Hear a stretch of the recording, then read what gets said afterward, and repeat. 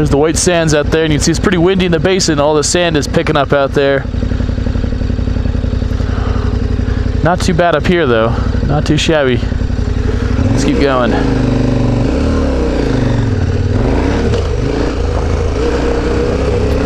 Well, welcome back. Thanks for joining me for episode 2.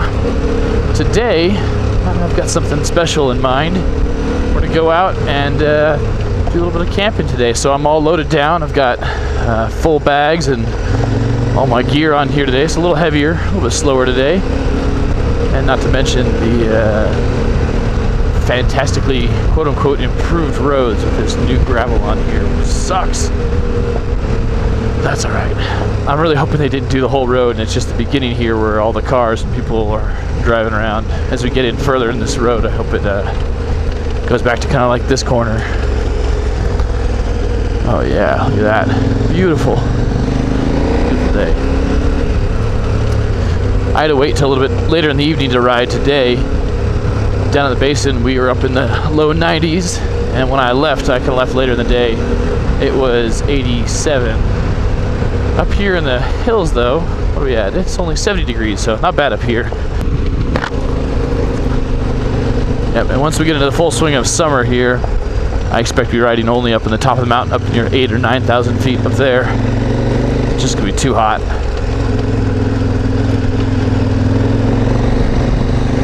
What a great view, though.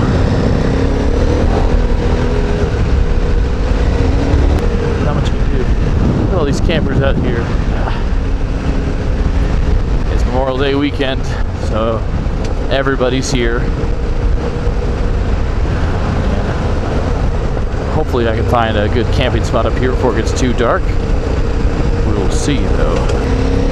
It's still pretty windy up here. Not too bad, but the place I wanted to camp is actually, it's out on one of the peaks out there. There's a peak that kind of juts off, stands alone, and there's a really cool spot that only a motorcycle can get to. The problem is if it's really windy here, kind of inland, 2-3 ridges into the basin, I know that one peak that kind of juts off into the valley is going to be very windy and no fun to put a tent up in.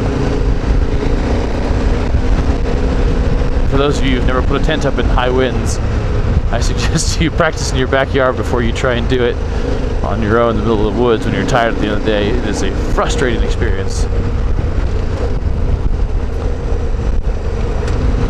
I'd say high wind is not quite, but just barely second place to putting up a tent in the rain, which is also a fun challenge.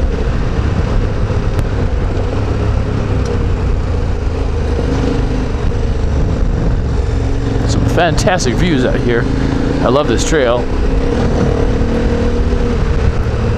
This is actually West Side Road, or West 90 Road, I can't remember the name of it. But this is actually part of the BDR route in southern New Mexico. This is the first stage that goes from Delray, Texas, all the way up to Ruidoso, New Mexico. Ooh, look at that. Oh yeah. And there's a bug in my helmet. There's a bug in my helmet. Hold on. Oh, there's a bug in my friggin' helmet. This is the worst.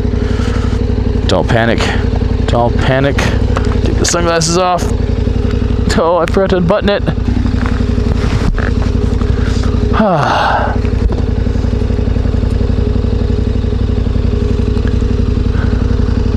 Another great moment to talk about a technique. Wearing earplugs. I wear earplugs all the time. Not necessarily because of the sound, although it's good to protect your hearing. I wear earplugs because inevitably, some point in your ride, a bug will fly in your helmet, find its way to your ear, and try and crawl in. It is a terrifying and horrible experience. And wearing earplugs helps that panic, knowing he can't get in your ear. He'll stop on the outside, and it still freaks you out, but it makes it a lot better. Oh, okay. I hate bugs in the helmet. Shadows get pretty long pretty quick. I'm questioning whether I gave myself enough time to make it there.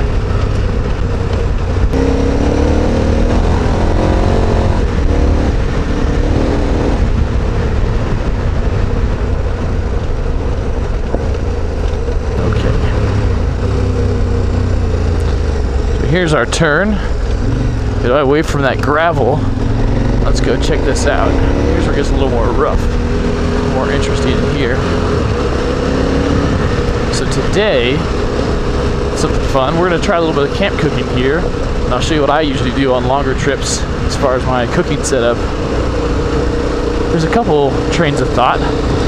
There's the people who go and they just eat at restaurants the whole time they're out, and you know, they buy some snacks and throw it in their luggage, and that's about it. So I've seen people do it that way. I've seen people go with full camp cook setups where they bring skillets and cutting boards and plates and all kinds of stuff and make amazing meals, but man, it's a lot of weight to carry in my opinion. There's two takes on that in the middle zone there between, you know, eating out constantly and bringing a whole camp cook setup. You can bring kind of partial meals or, you know, easy to cook meals. Now there's two versions of this I've seen, and I'll tell you which one I subscribe to afterwards. So one, I've seen guys stop at gas stations and they usually buy ramen and then like Spam or some sort of canned meat, and they make their own little concoction at camp using that each night, because you have to go get gas and water each day. So at some point they know they'll hit the gas station, they'll grab some easily cooked items that are usually canned or dehydrated and cook them themselves, which works pretty well. The benefit to that is you don't have to pack it for the whole trip, and the con is that it doesn't taste very good, in my opinion. Ooh, look at that. Oh yeah. Yeah, let me go on this side of the ridge here. That's beautiful.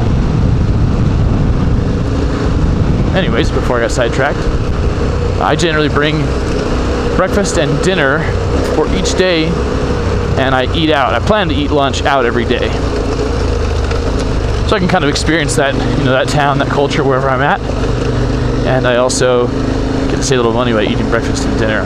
So the meals I bring are those ready-to-eat, dehydrated meals that are pretty impressive. They're a little expensive, but about the same price as an MRE. Oh, yeah. Oh, fell in the rut while I was looking at the scenery.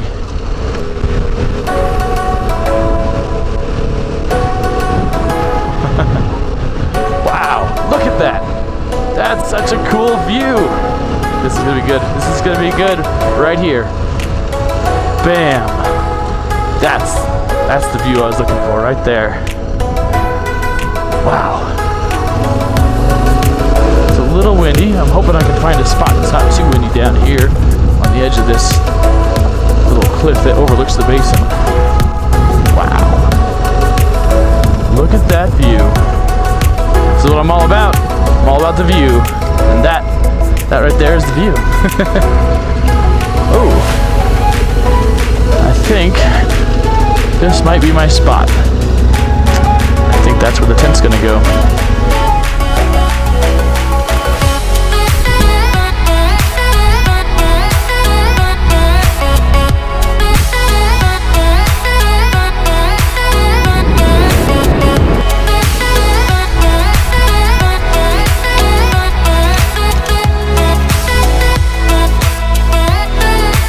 So today, we'll make a little quick meal here. So these little camp meals, dehydrated meals like this, they're really light, really small. You can fit a bunch of these in. A 1 week trip is really easy to pack, just breakfast and dinner. And if you buy one of these great little desserts, I'm pretty sure you'll be just fine. I've never tried this thing before. I just saw this and I had to buy one. I was like, oh, that looks great. It reminds me of that space food that we all had when we were kids. You know, the Astronaut ice cream, the dehydrated ice cream. I'm sure it's the exact same thing, but we'll give it a shot tonight. So I use a little kettle like this. This is a GSI Pinnacle, I think it's called. But I don't use it really to cook food, rarely ever, mostly just to heat water up. It's been dinged and dented a few times, you know, fallen on it and the bike and everything. Works fine. So in here I carry some moist towelettes.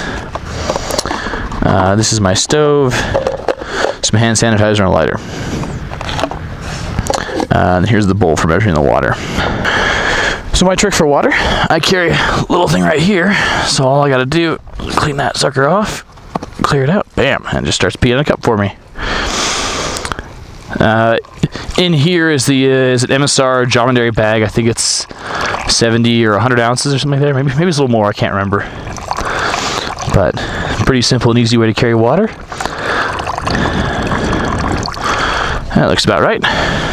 So next, that's all this is, a measuring cup for me. I don't really use it much else. So I'll show you my stove setup now.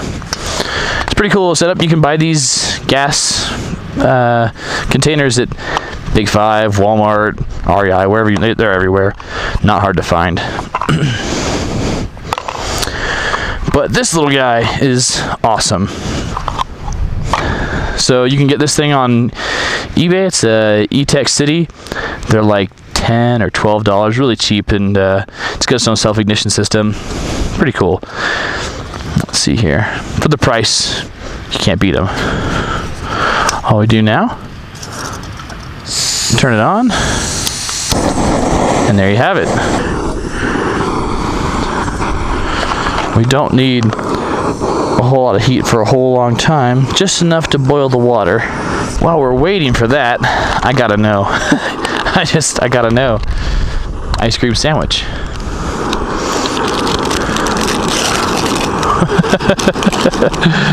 Look at that. I mean, it looks like an ice cream sandwich, except for it's not cold. What a time to be alive. Well, you know what? I'm impressed. It tastes like an ice cream sandwich. It's just dry. That's crazy. Water's boiling. Okay. I got sidetracked with the ice cream. Sorry about that. All right.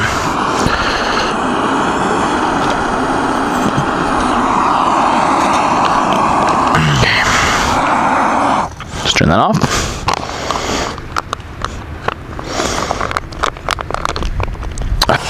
Let that thing cool off and keep enjoying my ice cream bar. This thing is crazy. It tastes just like an ice cream sandwich. It's just dry. It's hard to explain. I'm impressed though. Doesn't get much better than that. Oh yeah.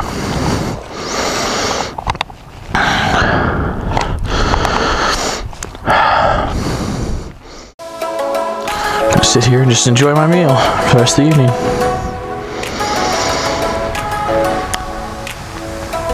Wind's starting to calm down too now that the sun's going down.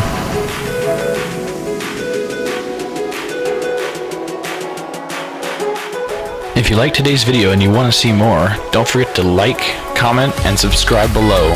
Thanks again for watching, and until next time, steady stare out.